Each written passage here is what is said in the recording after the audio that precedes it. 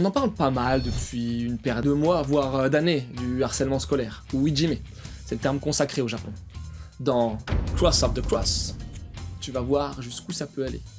Très très très loin. Même très très très très très très très très très très très très très très très très très loin.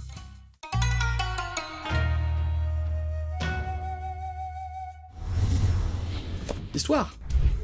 Uruma Shun, c'est un élève de collège qui se fait harceler par une bande de 5 gars de son école. Et quand je te dis harceler, c'est pas qu'un peu, hein. T'as les violences physiques, en tout genre, bien sûr, mais quand ça va jusqu'à organiser la mort des parents et du petit frère, c'est hardcore quand même, non? À présent, le gars, il a plus qu'une seule idée en tête, tu t'en doutes, vendetta. Et son grand-père, il a ce qu'il faut pour l'aider dans sa quête. Tu veux des infos? Cross of the Cross, Jujika no Rokunin, en Jap, c'est les 6 personnes de la croix, si tu veux la traduction littérale. C'est paru dans le Shonen Mag de la Kodansha, dès 2020, et c'est encore en cours de publication à ce jour. Le mangaka, c'est Nakatake Shiryu, qui a pas d'autres séries éditées chez nous. En France, c'est Delcourt Tonkam qui édite la série, dans un format classique, sans fioriture, juste un petit vernis sélectif là sur la jaquette, tu vois. Mon avis. Bon, perso, je sais qu'on est dans la fiction, mais quand même, hein, j'ai trouvé ça un peu extrême au niveau de la violence de la part de collégiens. Même si, au final, vu ce qu'on voit par moment, plus rien m'étonne. Dans ce premier volume, les personnages sont pas encore vraiment creusés, et perso, j'ai pas forcément super accroché au perso principal. Et les bourreaux, ils sont quand même pas mal too much. Le design est globalement moyen. Attention, hein, c'est pas moche, hein, je dis pas ça, mais je l'ai trouvé plutôt irrégulier. On a quand même quelques planches qui se démarquent du lot, avec des cases et des plans plus audacieux.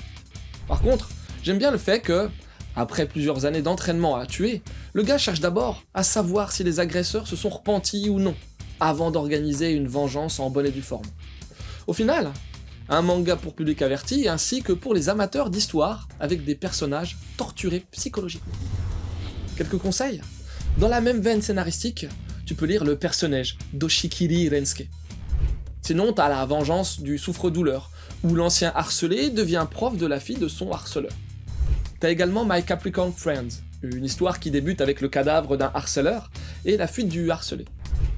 Et voilà, c'est fini pour aujourd'hui. J'espère que cette petite vidéo t'aura donné envie de lire Cross of the Cross. Sur ce, je te laisse et, comme d'hab, continue de suivre la voie du manga. C'est important.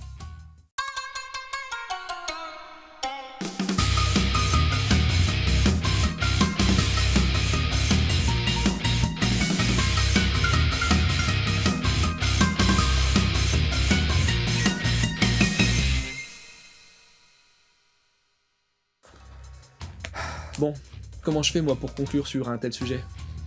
Le harcèlement c'est pas bien, hein, tu sais, hein. Les mots sont comme des poignards. Bref, merde. Sois cool avec les autres et on sera cool avec toi normalement, c'est pas compliqué. Et un jour il va falloir quand même que j'arrête les références à South Park, sinon on va croire que je connais que ça.